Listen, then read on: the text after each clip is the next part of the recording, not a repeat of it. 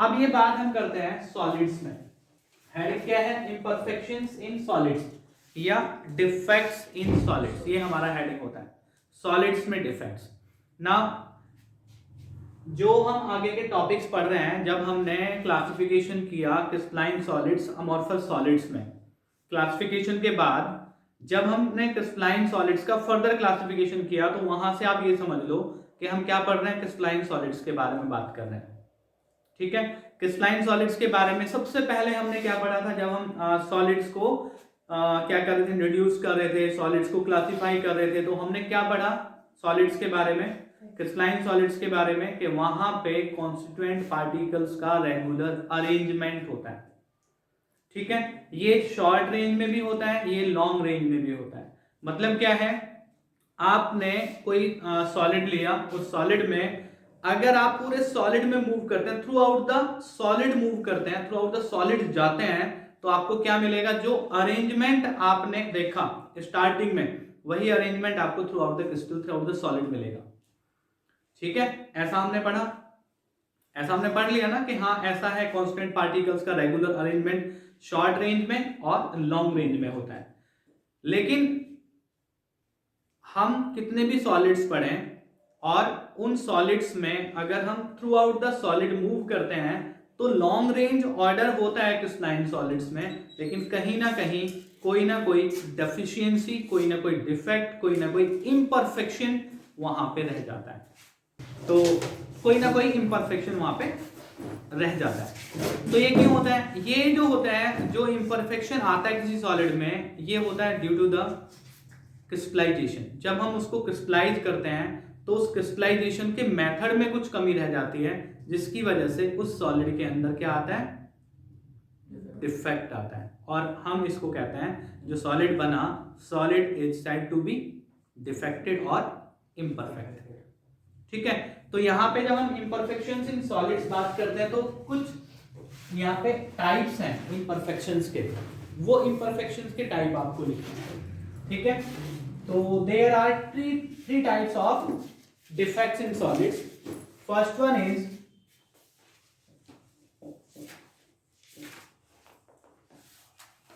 स्टोकियोमेट्रिक defect.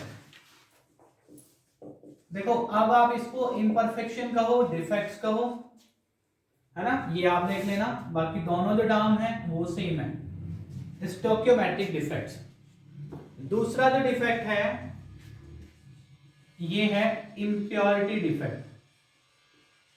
Note करते जाना भाई, कौन सा है? Impurity defect. And third one is non स्टोकियोमेट्रिक।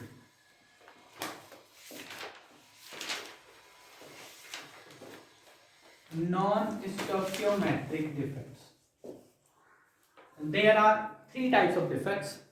First one is stoichiometric, second one is impurity, and third one is non-stoichiometric defect.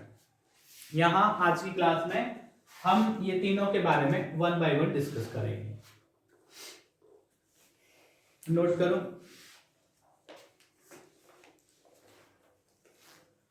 First defect is stoichiometric defect. Stoichiometric defect को further classify करें तो ये दो तरह का होता है। ठीक है, स्टोकियोमेट्रिक डिफेक्ट से मतलब समझते हो आप लोग? What is stoichiometric defect? Stoichiometric defect से मतलब है कि crystal is defected, solid is imperfect, but stoichiometric of the solid is not disturb. Stoichiometric का मतलब समझते हैं ना, क्या मतलब होता है? सपोज हमारे पास कोई आयनिक सॉलिड है, फॉर एग्जांपल हमारे पास सोडियम आयन और क्लोराइड आयन का सॉलिड है, जिसको हम कॉमन सॉल्ट कहते हैं। तो यहाँ पे स्टोकियोमेट्रिक का मतलब ये है कि इस सोडियम क्लोराइड में सोडियम और क्लोरीन का जो रेशियो है वो क्या है? 1:1, यानी कि एक सोडियम आयन और एक क्लोराइड आयन, इस तरह से चाहिए। तो number of sodium ions, number of chloride ions should be equal to maintain the stoichiometry of this solid. ठीक है, तो आप थ्रू आउट द क्रिस्टल जाएंगे, क्रिस्टल में be defected but stoichiometry will not be disturbed. Stoichiometry पे कोई फर्क नहीं पड़ेगा, जो प्रोपोर्शन रहेगा सोडियम आयन क्लोराइड आयन का, दैट विल रिमेन सेम। समझ गए, 1:1 ये होते हैं स्टोइकियोमेट्रिक। नॉन स्टोइकियोमेट्रिक डिफेक्ट्स में स्टोइकियोमेट्री को मेंटेन नहीं कर पाता सॉलिड, ठीक है ना। स्टोइकियोमेट्री का मतलब समझ गए ना, तो यहां पे स्टोइकियोमेट्री को मेंटेन नहीं कर पाता सॉलिड, वहां पे स्टोइकियोमेट्री नहीं रहती।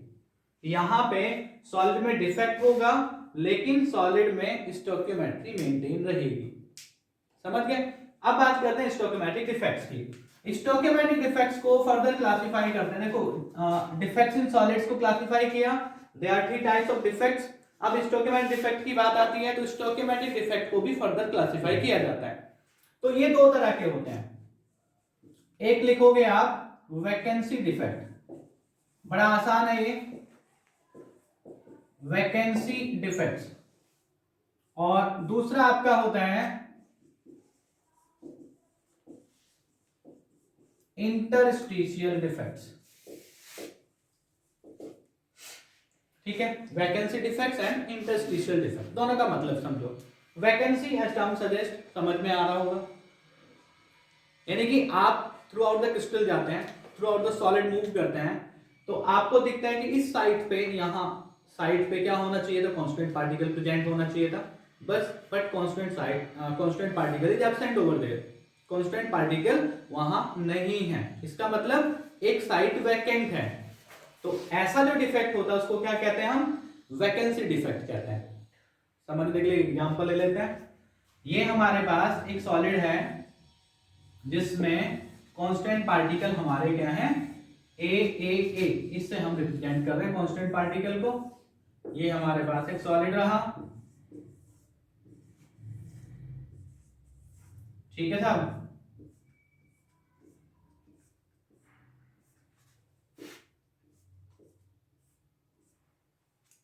लेकिन अभी तो आपको दिख रहा है कि हर साइड पे, जो भी लेटेस्ट साइड मैंने यहां पे बनाई, हर एक साइड पे कांस्टेंट पार्टिकल ए प्रेजेंट है। अगर ये यहां पे प्रेजेंट ना हो then the solid is said to be vacant, है ना, vacancy defect. Solid is said to have vacancy defect, यानी कि यहां पे एक साइड वैकेंट है, इसलिए सॉलिड को क्या कहा जाता है कि सॉलिड में के अंदर वैकेंसी डिफेक्ट मिला हमें, समझ गए। एक साइड वहां पे क्या रहेगी, वैकेंट रहेगी, खाली रहेगी, constant particle must be present over there but it is not there. समझ में आ गई बात, क्लियर है, कोई दिक्कत नहीं है। ये तो हुआ वैकेंसी डिफेक्ट का मतलब, ऐसे सॉलिड आपको मिलते हैं। दूसरा क्या होता है, दूसरा है आपका इंटरस्टिशियल डिफेक्ट्स। इंटरस्टिशियल डिफेक्ट में क्या है, देखिए सॉलिड आपका क्रिस्टलाइज हुआ, कांस्टेंट पार्टिकल सब जगह प्रेजेंट है, ठीक है, लेकिन जितने कांस्टेंट पार्टिकल होने चाहिए सॉलिड के अंदर उतने हैं, लेकिन हुआ क्या, ये जो कांस्टेंट पार्टिकल है ये थोड़ा सा शिफ्ट हो गया, जो यहां पे वॉइड था, वॉइड समझते ना, वॉइड पढ़े हमने, टेट्राहेड्रल वॉइड, ऑक्टाहेड्रल वॉइड।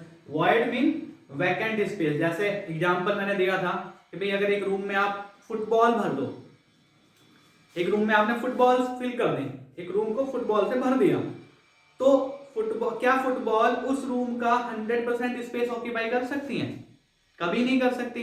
तो वहां क्या रहेंगे, कुछ वॉइड्स, कुछ हॉलो रह जाएंगे ना, कुछ खाली जगह रह जाएगी, उन खाली जगह में शिफ्ट हो जाता है कांस्टेंट पार्टिकल, ठीक है ना, उन खाली जगह में, उस वॉइड में शिफ्ट हो जाता है कांस्टेंट पार्टिकल। तो ऐसी जो साइड होती हैं उनको हम क्या कहते हैं, इंटरस्टिशियल साइड कहते हैं। उन साइड्स को, जिन साइड्स को कांस्टेंट पार्टिकल्स क्या कर लेते हैं, ऑक्यूपाई कर लेते हैं, उन साइड्स को इंटरस्टिशियल साइड्स कहते हैं। और जो सॉलिड है, कहा जाता है कि सॉलिड में इंटरस्टिशियल डिफेक्ट है, solid is said to have interstitial defect. समझ आई बात कि नहीं आई। लेकिन अगर इस सॉलिड को आप देखोगे ध्यान से तो इस सॉलिड में दोनों तरह के डिफेक्ट हैं, ठीक है, वैकेंसी डिफेक्ट भी है और इंटरस्टिशियल डिफेक्ट भी है। समझ गए, क्लियर है। वैकेंसी डिफेक्ट समझ आ गया, इंटरस्टिशियल डिफेक्ट समझ आ गया, कोई दिक्कत नहीं है। दूसरी बात ये है कि जो ये हम वैकेंसी डिफेक्ट्स और इंटरस्टिशियल डिफेक्ट्स टर्म्स यूज करते हैं, ये टर्म हम यूज करते हैं नॉन आयोनिक सॉलिड्स के लिए। किसके लिए, नॉन आयोनिक सॉलिड्स जो हमारे पास होते हैं उनके लिए हम यूज करते हैं। तो अगर आयोनिक सॉलिड्स की बात करें तो आयोनिक सॉलिड्स के लिए दो टर्म यूज की जाती है, बहुत इंपॉर्टेंट है। और मुझे नहीं लगता कि आज तक जो भी एग्जाम हुए ना बोर्ड के, है ना, उनमें कहीं वो टर्म नहीं पूछी गई हो, ऐसा हुआ नहीं होगा आज तक। ठीक है, तो नॉन आयनिक सॉलिड्स के लिए क्या टर्म आप यूज करेंगे? स्टोइकोमेट्रिक डिफेक्ट के लिए वैकेंसी डिफेक्ट और इंटरस्टिशियल डिफेक्ट, या दोनों एक साथ। क्लियर? अब अगर आयनिक सॉलिड्स के लिए हम इन डिफेक्ट्स की बात करें, तो आयनिक सॉलिड्स में जो डिफेक्ट ये कहे जाते हैं, स्टोइकोमेट्रिक डिफेक्ट जो कहा जाता है, वो कहा जाता है, एक हमारे पास होता है फ्रेंकल डिफेक्ट। कौन सा होता है? Frenkel defect. बहुत इंपॉर्टेंट टर्म है यहाँ इम्परफेक्शन इन सॉलिड्स में, फ्रेंकल डिफेक्ट। और दूसरा भाई होता है शॉर्टकी डिफेक्ट। अगर आपसे केमिस्ट्री में कोई पूछता है भाई कहां से आ रहे हो, केमिस्ट्री पढ़ के आ रहे हैं, क्या चल रहा है, इम्परफेक्शन इन सॉलिड्स चल रहा है, तो सबसे पहला जो क्वेश्चन उसका होगा ना, वो यही होगा, अगर उसको केमिस्ट्री के बारे में आइडिया है तो वो ये पूछेगा भाई फ्रेंकल डिफेक्ट क्या होता है और या शॉर्टकी डिफेक्ट क्या होता है। ठीक है, समझ गए? तो ये दो टर्म यूज होती हैं। अब इन टर्म्स का मतलब क्या है वो हम देखेंगे। फ्रेंकल डिफेक्ट और शॉर्टकी डिफेक्ट्स का मतलब क्या है, तो इसके लिए हमें क्या करना पड़ेगा? इसके लिए हमें आयोनिक सॉलिड बनाना होगा। तो फ्रेंकल डिफेक्ट देखो आप, नॉन आयोनिक सॉलिड में नहीं होता, आयोनिक सॉलिड में होगा। तो फिर आयोनिक सॉलिड के लिए क्या करना पड़ेगा? एक कैटायन हमको कंसीडर करना पड़ेगा और एक एनायन कंसीडर करना पड़ेगा, लाइक NaCl, CaCl2, Na2SO4। ये हमारे पास एक जनरल आयोनिक सॉलिड है, बना सकते हैं आप इसको भी, है ना, बहुत इंपॉर्टेंट बात है ये भी।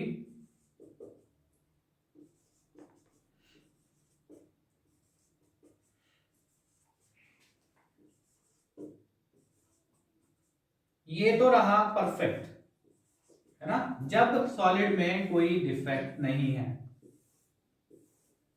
ड्रॉ करो भाई इसको।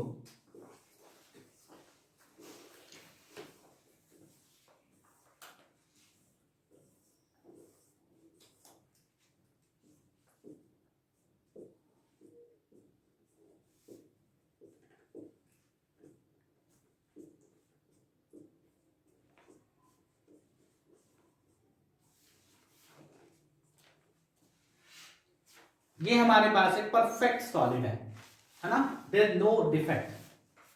लेकिन क्या होता है, कभी कभी हीटिंग पे जो ये आपका constant ion, that is cation, constant जो पार्टिकल्स हैं वो क्या है, यहाँ पे आयंस हैं, और आयंस में भी कैटायन। कैटायन क्या करता है, हीटिंग, जैसे अगर हम सब्सटेंस को कहीं से टेम्परेचर मिल जाए, हीट मिल जाए, तो कैटायन अपनी साइड छोड़ देता है और एडजेसेंट जो इंटरस्टिशियल साइट होती है उसको ऑक्यूपाई करता है। ठीक है, क्या करता है, अपनी जो ओरिजिनल साइट है उसको छोड़ देता है कैटायन और एडजेसेंट इंटरस्टिशियल साइट को ऑक्यूपाई करता है। ठीक है, नोट इट डाउन। तो ये डिफेक्ट फ्रेंकल डिफेक्ट होता है। In Frenkel defect cation leave its original site and occupy its adjacent site, adjacent interstitial site. The crystal is said to have Frankel defect. ठीक है, लेकिन अगर आप देखोगे यहां पे देखो वैकेंसी डिफेक्ट भी है और इंटरस्टिशियल डिफेक्ट भी है, but vacancy defect and interstitial defect terms are used for non ionic solids only. For ionic solid, Frankel defect term is used. ये आपको समझना है। तो फ्रेंकल डिफेक्ट में क्या होता है, फ्रेंकल डिफेक्ट में कैटायन अपनी ओरिजिनल साइट को छोड़ता है और एडजेसेंट साइट को ऑक्यूपाई कर लेता है। शॉर्टकी डिफेक्ट क्या है, शॉर्टकी डिफेक्ट के लिए आपको दूसरा डायग्राम बनाना पड़ेगा, वापस वही डायग्राम, बस आपको क्या करना है, यहां A+, यहां नहीं था, अभी A+ था, अब नहीं है, और कहीं से भी सॉलिड में से कहीं से भी एक B- यानी कि एनायन को और गायब कर दो आप। ठीक है, एनायन को और गायब कर दो, कर दिया, दिस इज शॉर्टकी डिफेक्ट। इसमें जो सॉलिड है हमारा, जो क्रिस्टल है, उसके पास कौन सा डिफेक्ट है? ये शॉर्टकी डिफेक्ट लिए हुआ है। लेकिन कैसे डिफाइन करेंगे सॉलिड शॉर्टकी डिफेक्ट को? शॉर्टकी डिफेक्ट को करेंगे कि in this defect equal number of cations and anions are missing. समझ गए? दोनों में फर्क समझ लो आप। फ्रैंकल डिफेक्ट में क्या होता है? दोनों इंपॉर्टेंट है, दोनों पूछे जाते हैं। फ्रैंकल डिफेक्ट में क्या है? जो कैटायन है, कैटायन क्यों, एनायन क्यों नहीं? पूछना चाहिए आप लोगों को, कैटायन ही क्यों, एनायन क्यों नहीं? क्योंकि बेटा हमेशा कैटायन का साइज छोटा और एनायन का बड़ा होता है। तो ये जो यहाँ पे साइट है, जो वैकेंट है, जो वॉइड है, इसका साइज छोटा होगा इस साइड से कि बड़ा होगा? जब ऐसी चीज पूछी जाया करे तो फुटबॉल वाला एग्जांपल याद किया करो कि एक रूम में हमने फुटबॉल फिल कर दी है और वहां पे जो वॉइड बचेगा वो छोटा होगा कि बड़ा होगा? छोटा। तो यहाँ पे एनायन आ सकता है कि कैटायन आ सकता है? कैटायन ही आ सकता है, एनायन तो आएगा नहीं, क्योंकि एनायन का साइज तो बड़ा है ना। तो बड़ी भैया उस स्पेस को जो फुटबॉल हमने फिल करी है रूम में और वहां पे हम फिल करना चाहते हैं, तो दूसरी फुटबॉल तो नहीं फंसेगी ना वहां पे। क्या उस स्पेस को अगर हमें फिल ही करना है तो छोटी छोटी बॉल लेके आएंगे हम और उससे फिल करेंगे। होगा ऐसा कि नहीं होगा? तो यहां पे कैटायन ही शिफ्ट होता है। तो फ्रैंकल डिफेक्ट में cation leaves its original side and occupies its interstitial side. ठीक है, एडजेसेंट इंटरस्टिशियल साइड को ऑक्यूपाई कर लेता है। शॉर्टकी डिफेक्ट में क्या होता है? शॉर्टकी डिफेक्ट में equal number of cations and anions are missing. समझ गए? तो सॉलिड में फर्क क्या पड़ा? सोचो आप, जब हमारा सॉलिड शो करता है फ्रैंकल डिफेक्ट, तो जितनी चीजें हैं उसके पास उतनी है ना, कोई फर्क नहीं पड़ा। मास में कोई फर्क पड़ा? वॉल्यूम में कोई फर्क पड़ा? नहीं पड़ा ना। तो जब मास और वॉल्यूम में कोई फर्क नहीं पड़ा तो ये कहा जाता है कि फ्रैंकल डिफेक्ट में density of the solid remains same होगी। लेकिन अगर ये भी यहां से गायब हो जाए और ये भी गायब हो जाए तो वॉल्यूम तो सेम रहेगा क्रिस्टल का, लेकिन मास क्या हो गया? डिक्रीज हो गया। मास कम हुआ, वॉल्यूम सेम रहा, तो डेंसिटी डिक्रीज हो जाती है। तो फ्रैंकल डिफेक्ट में ये आप नोट कर लो कि जो डेंसिटी है, बेटा नोट कर लेना, ये डेंसिटी, ये क्वेश्चन का आंसर बता दिया मैंने आपको, remain same but in Schottky defect density decrease. Vacancy में भी तो डिक्रीज हो जाती है डेंसिटी। हाँ, वैकेंसी में ऑब्वियस बात है, होगा, वैकेंसी में होगा। अगर अकेला वैकेंसी डिफेक्ट है तो फिर वैकेंसी डिफेक्ट में होगा, डेंसिटी डिक्रीज हो जाएगी। लेकिन अगर इंटरस्टिशियल डिफेक्ट, और इंटरस्टिशियल में तो नहीं होगा ना। इंटरस्टिशियल में क्या हुआ? साइड को छोड़ के इंटरस्टिशियल साइड को ऑक्यूपाई कर लिया उसने, तो यहां पे नहीं होगा, यहां पे होगा। फ्रैंकल डिफेक्ट में इसीलिए तो नहीं हुआ। फ्रैंकल डिफेक्ट कौन सा है? इंटरस्टिशियल डिफेक्ट है, समझ गए ना। तो शॉर्टकी डिफेक्ट में डेंसिटी बेटा डिक्रीज हो जाती है, फ्रैंकल डिफेक्ट में डेंसिटी रिमेन्स सेम। समझ गए? अब बात आती है इसकी एग्जांपल्स की। तो इसमें एग्जांपल किस तरह से सेट होंगे? अब आप सोचो, जिन आयनिक सॉलिड्स में कैटायन का साइज छोटा होगा, जिन आयनिक सॉलिड्स में कैटायन का साइज छोटा होगा, वो कौन सा डिफेक्ट शो कर सकते हैं? फ्रैंकल डिफेक्ट शो करेंगे, क्योंकि वो इजीली आपके इस साइड को, इस साइड को, इस साइड को, जो इंटरस्टिशियल साइड बनेगी उनको ऑक्यूपाई कर सकता है। लेकिन अगर कैटायन का साइज यहां वाले साइड से बड़ा है, समझ गए? कैटायन का साइज यहां वाले जो वॉइड है उससे बड़ा है, तो फिर वो फ्रैंकल डिफेक्ट कभी शो नहीं करेगा। तो ऐसे सॉलिड क्या करते हैं? ऐसे सॉलिड में कैटायन और एनायन दोनों साइड्स को छोड़ के चले जाते हैं, तो ऐसे सॉलिड शॉर्टकी डिफेक्ट शो करता है। समझ गए?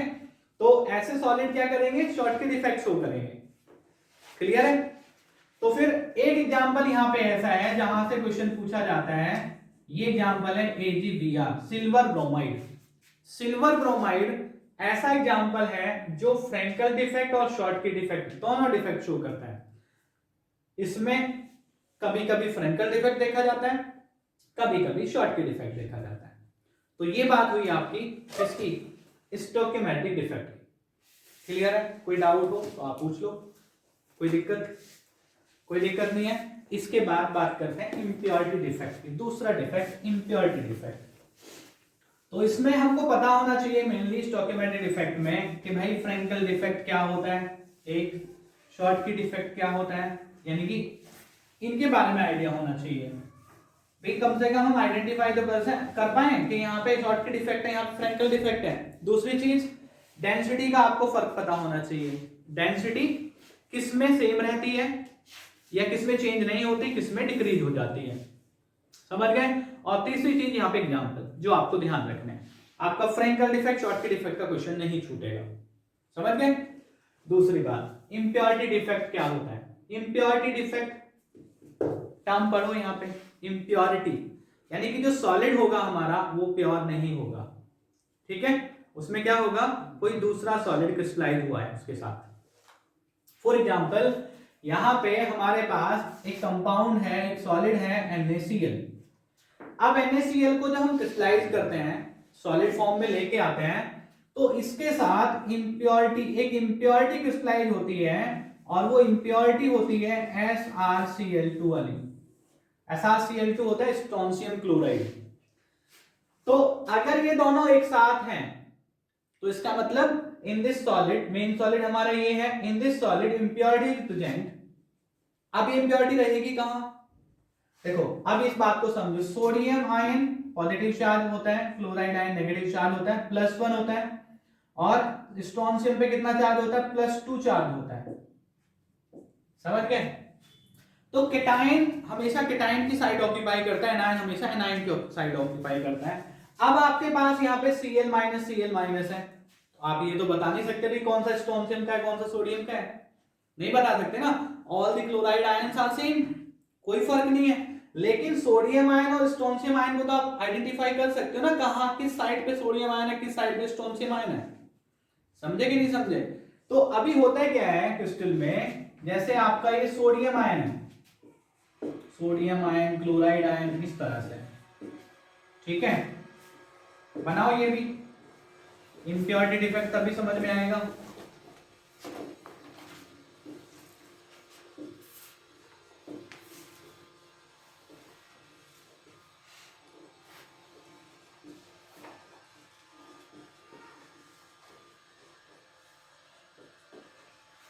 ये हमारे पास सॉलिड है सोडियम क्लोराइड, ठीक है बस।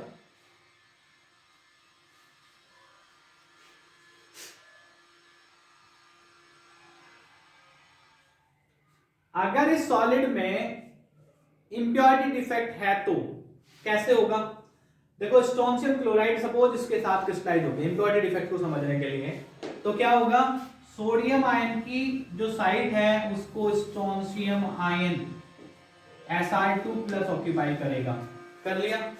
लेकिन अगर आप देखो एक सोडियम आयन को निकाल के एक स्ट्रोंशियम आयन वहां उस साइड को ऑक्यूपाई कर ले, स्ट्रोंशियम आयन उसकी जगह आ जाए, तो पॉजिटिव चार्ज देखो ज्यादा हो जाएगा कि नहीं हो जाएगा। इसलिए जब एक स्ट्रोंशियम आयन एक सोडियम आयन की साइड को ऑक्यूपाई करता है, उसको रिप्लेस करता है, तो एक दूसरी साइड से सोडियम आयन गायब हो जाता है, यानी कि उस साइड को छोड़ देता है।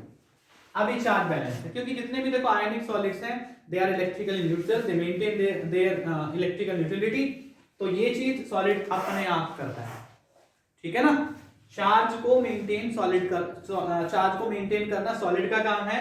अगर स्ट्रोंशियम आयन यहाँ इस साइड पे आया, सोडियम आयन को रिप्लेस किया, तो एक सोडियम आयन किसी भी साइड से छोड़ के अपने आप चला जाएगा, ठीक है ना। Ionic solids are electrically neutral, तो इलेक्ट्रिकली न्यूट्रल है तो उस न्यूट्रलिटी को मेंटेन करना ही सॉलिड का काम है। लेकिन आप देखो जब आप थ्रू आउट द क्रिस्टल जाएंगे, थ्रू आउट द क्रिस्टल आप मूव कर रहे हैं, तो आपको क्या चाहिए, आप तो सोडियम क्लोराइड का क्रिस्टल है ना आपके पास, तो सोडियम क्लोराइड है solid, sodium ion chloride ion, sodium ion chloride ion, sodium ion chloride ion, sodium ion chloride ion. आप देखेंगे भाई ये कहां से आ गया, ये तो स्ट्रोंशियम आयन है। स्ट्रोंशियम आयन मतलब impurity, it means this solid is type two have impurity defect, है ना। कोई और चीज प्रेजेंट है, आप क्लास में बैठे हो, आपकी 12th क्लास है, क्लासरूम आपका भरा हुआ, टीचर क्लासरूम के अंदर एंटर किया टीचर ने, उसने देखा ये बच्चा 12th का, ये बच्चा 12th का, ये बच्चा 12th का, ये बच्चा 12th का,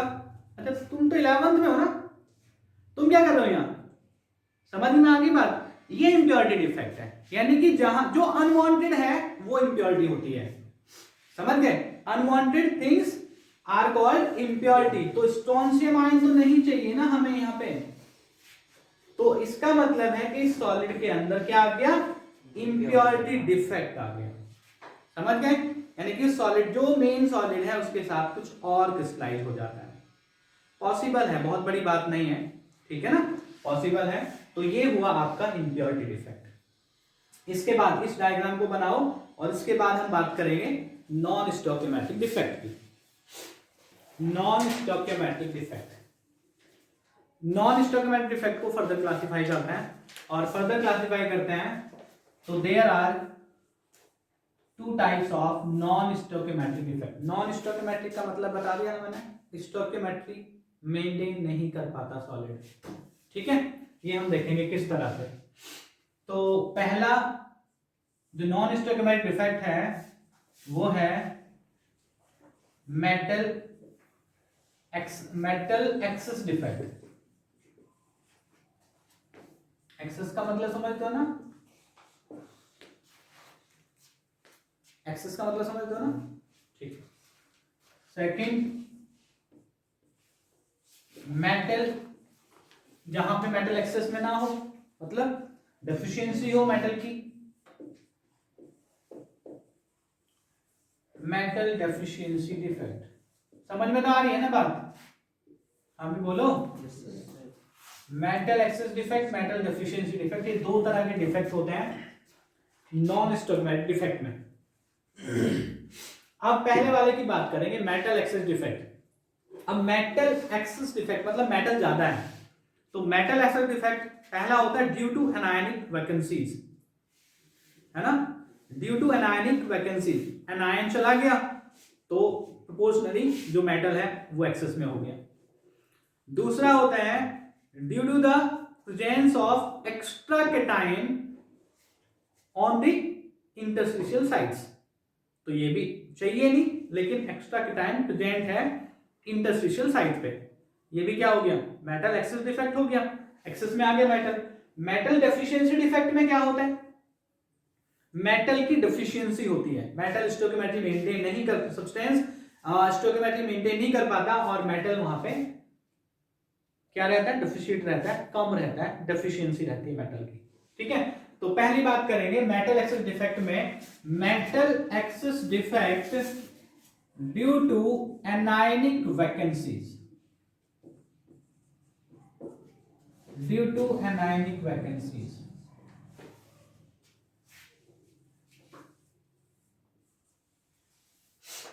अब एनायनिक वैकेंसीज कैसे, अब इसके लिए आप क्या करोगे, आपके पास एक सोडियम क्लोराइड का क्रिस्टल है, ठीक है, सोडियम क्लोराइड के क्रिस्टल को सोडियम वेपर्स में हीट करते हैं, देख लो आप कैसे। ये आपका सोडियम क्लोराइड के क्रिस्टल का सरफेस रहा, sodium ion chloride ion like this, ये अरेंजमेंट है यहाँ पे, ठीक है। ये पूरा क्रिस्टल क्या है, सोडियम क्लोराइड का है, आपको समझाने के लिए मैंने बना दिया यहाँ पे। अब यहाँ पे क्या है भाई, यहाँ पे सोडियम है, क्योंकि सोडियम वेपर्स में हम इस सॉलिड को, सोडियम क्लोराइड का जो हमारे पास क्रिस्टल है, इसको क्या करते हैं, हम हीट करते हैं।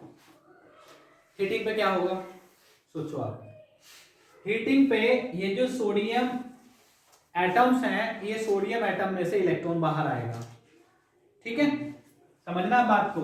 ये क्रिस्टल पूरा नीचे तक है, ये सोडियम से अगर एक इलेक्ट्रॉन हमने निकाल दिया तो now this sodium atom gets converted into sodium ion, बन गया, क्योंकि मेटल है, मेटल में से इलेक्ट्रॉन इजीली निकाल सकते हैं हम।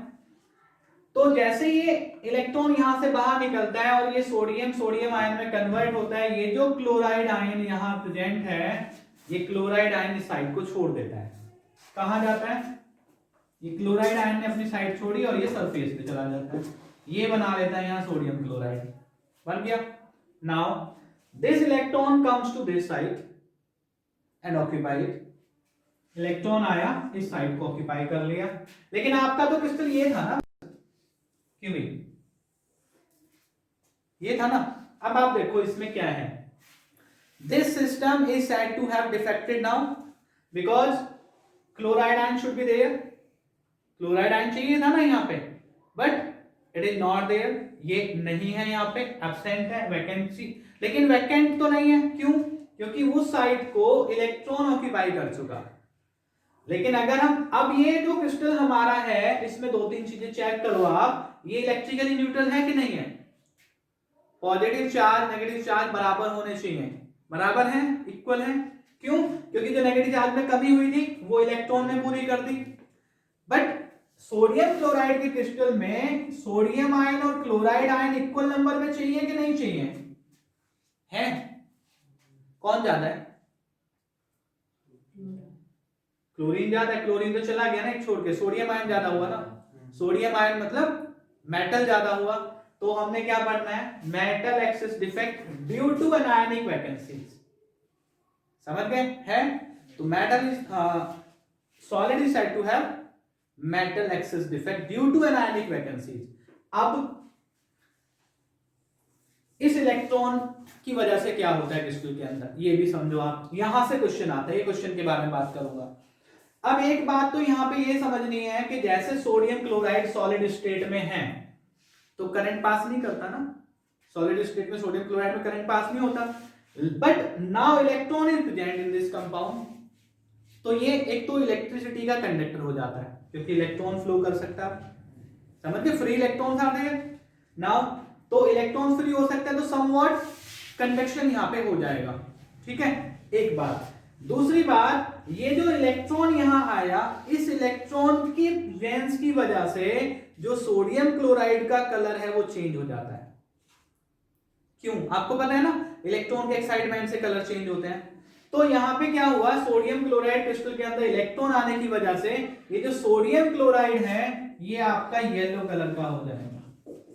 अब येलो कलर का देखिएगा, ठीक है, पहले कैसा कलर था, व्हाइट, अभी कैसा हो गया, येलो, ठीक है। तो किसकी वजह से हुआ, इस इलेक्ट्रॉन की वजह से। तो इस इलेक्ट्रॉन को क्या कहते हैं हम, इस इलेक्ट्रॉन को कहते हैं हम एफ सेंटर।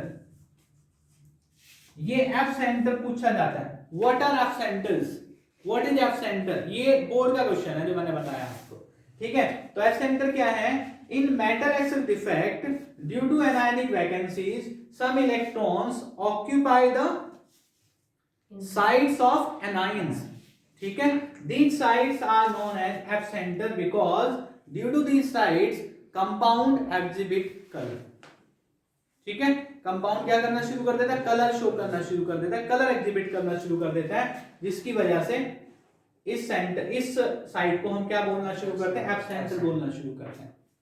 एक्चुअली इस एफ का मतलब फार्बन होता है, फार्बन का मतलब कलर से होता है, ठीक है, तो इसको हम क्या कहते हैं, एफ सेंटर कहते हैं, समझ आया। दूसरी बात, metal excess defect due to anionic vacancy, ये हुआ। अब दूसरा है metal excess defect due to the presence of cation in the interstitial sites, on the interstitial sites. कैसे होता है वो, इसके लिए हम एक दूसरा एग्जांपल लेते हैं, जिंक सल्फाइड या zinc oxide, sorry not zinc sulphide, this is zinc oxide. Zinc oxide का कंपाउंड हमारे पास है, ठीक है, ये वाइट इन कलर होता है अगर प्योर है तो, अगर कोई डिफेक्ट शो नहीं करता तो वाइट इन कलर होता है, लेकिन ये हीटिंग पे क्या होता है, यहां पे ये Zn2+, भाई यहां पे जिंक ऑक्साइड में Zn2+, जिंक Zn2+ की फॉर्म में प्रेजेंट है, ऑक्सीजन O2- की फॉर्म में प्रेजेंट है, ये O2- यानी कि ऑक्साइड आयंस ऑक्सीजन में कन्वर्ट हो जाते हैं, समझ गए, ऑक्सीजन में कन्वर्ट होते हैं, क्यों हो जाएंगे, क्योंकि ऑक्साइड आयन कैसे बना, इलेक्ट्रॉन लूज करके, हम क्या कर रहे हैं, हीट, सॉरी गेन करके। अब हीट करेंगे तो ये जो इलेक्ट्रॉन इसने गेन किए थे उन इलेक्ट्रॉन को लूज कर देगा, तो यहां पे क्या बन जाएगा, ये बन जाएगा। कितने इलेक्ट्रॉन गेन कर रखे थे, एक ऑक्सीजन ने 2 इलेक्ट्रॉन गेन कर रखे थे, तो होगा क्या, ऑक्सीजन तो निकल गया, ऑक्सीजन निकल गया तो क्या हुआ, ऑक्सीजन कैसे निकला? By losing its electrons. तो उसकी वजह से देखो ये आप साइड बना लो यहाँ पे Zn2 प्लस O2 माइनस, इस तरह से बनाओ नोटबुक में।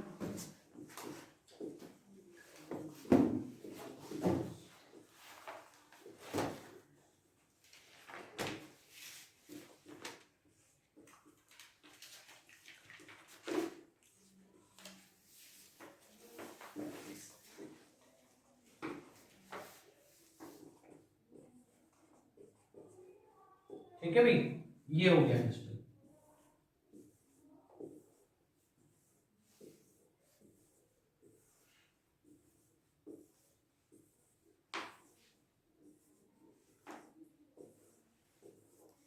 ये क्रिस्टल हो गया आपका।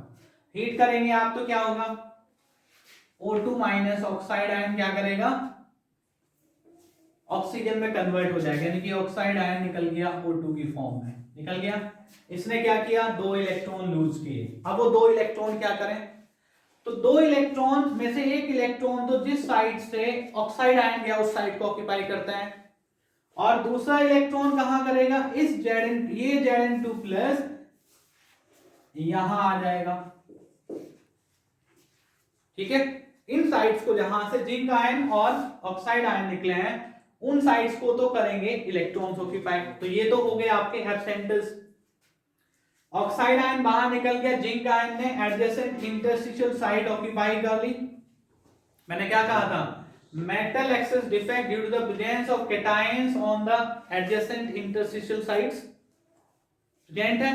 अब आप इस क्रिस्टल में देखो, जिंक आयन और oxide ion should be in equal number, but zinc is in excess now because oxide ion तो क्या कर गया? एस्केप कर गया, यहां से गया कि नहीं गया? तो क्या बचा एक्सेस में? Zinc ion. जिंक आयन क्या होता है? मेटल। तो solid is said to have metal excess defect. बताओ बात आई कि नहीं आई समझ में? तो मेटल एक्सेस डिफेक्ट जो होता है वो 2 तरह से होता है। ठीक है, मेटल एक्सेस डिफेक्ट कितनी तरह से होता है? 2 तरह से होता है, 2 रीजन उसके होते हैं। समझ में आ गई बात? अभी हमारा रह जाता है मेटल डेफिशिएंसी डिफेक्ट। इसको और देखते हैं। ये नोट कर लिया आप लोगों ने? हाँ जी, कर लिया ना? गुड।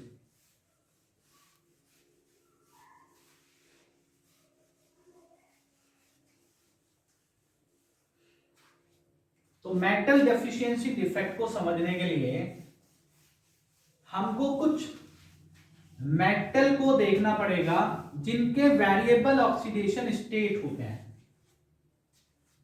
ठीक है, वेरिएबल ऑक्सीडेशन स्टेट होते हैं। जैसे हमारे पास आयरन ऑक्साइड होता है, तो iron oxide actually generally present रहता है इस फॉर्म में Fe0.96O। मतलब ये सॉलिड के अंदर आयरन 96% है, ऑक्सीजन जितना चाहिए उतना है।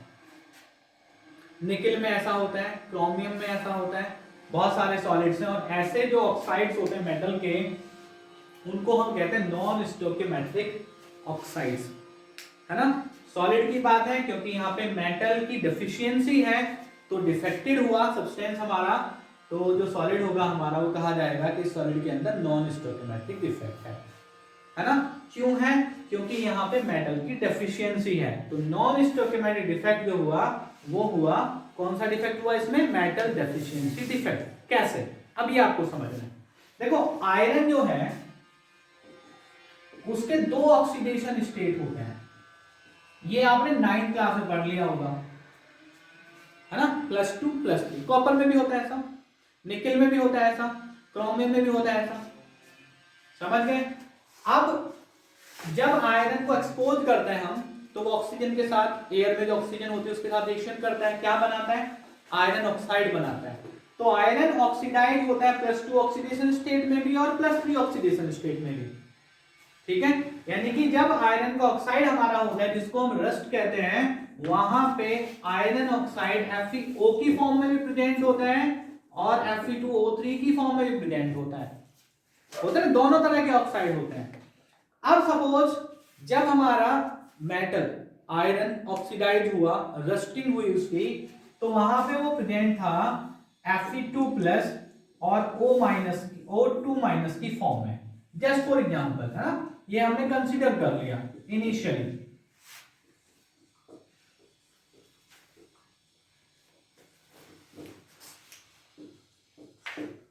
Fe2+ बना लेना भाई इसको भी, यहां से आपको मेटल डेफिशिएंसी डिफेक्ट समझ आ जाएगा।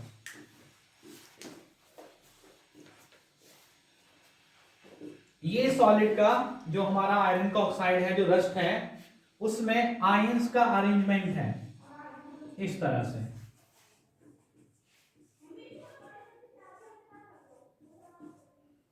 ठीक है भाई,